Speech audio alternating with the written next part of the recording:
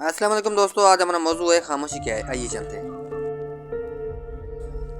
خاموشی انا نہیں ہوتی، کچھ خاموشیاں صبر کا حصہ ہوتی ہیں. جب الفاظ کی طاقت ختم ہو جائے پھر خاموشی کا راستہ اختیار کیجیے. خاموشی بھی کسی کو یہ بتانے کا طریقہ ہے کہ تم نے اچھا نہیں کیا.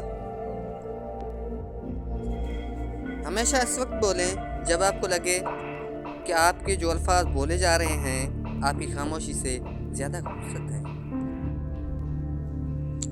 خاموش ہو جانا بہت بہتر ہے.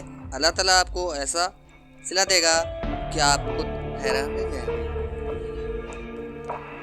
جب انسان خاموش ہو جاتا ہے تو اس کے اندر لاکھوں باتیں چل رہی ہوتی ہیں. خاموش رہنا ہی بہتر ہے. اس دنیا میں لوگ لفظوں کا غلط مطلب نکال لیتے ہیں. خاموشیاں کبھی بے وجہ نہیں ہوتی. کچھ درد ایسے بھی ہوتے ہیں جو آواز چھین لیتے ہیں. کامیاب لوگ اپنے ہونٹوں پر ہمیشہ دو چیزیں رکھتے ہیں، ایک خاموشی اور دوسری مسکراہٹ. خاموشی مسائل سے دور رہنے کے لیے اور مسکراہٹ مسائل حل کرنے کے لیے. ناراض انسان کو منایا جا سکتا ہے، خاموش انسان کو نہیں منایا جا سکتا. جنہیں آپ کو غلط ہی سمجھنا ہے وہ لوگ آپ کی خاموشی کو بھی غلط ہی مطلب لیں گے.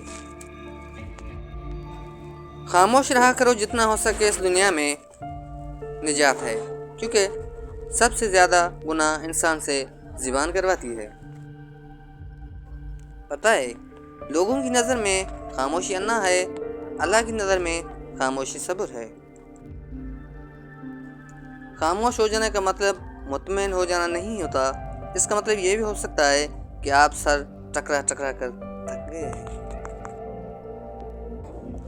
کبھی کبھی شکایت کرنے سے بہتر ہے کہ انسان خاموش رہے، کیونکہ جب کسی کو فرق ہی نہیں پڑتا تو شکایت کیسی؟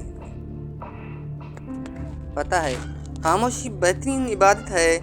اللہ تعالیٰ کا قرب حاصل کرنے کا بہترین ذریعہ خاموشی ہے.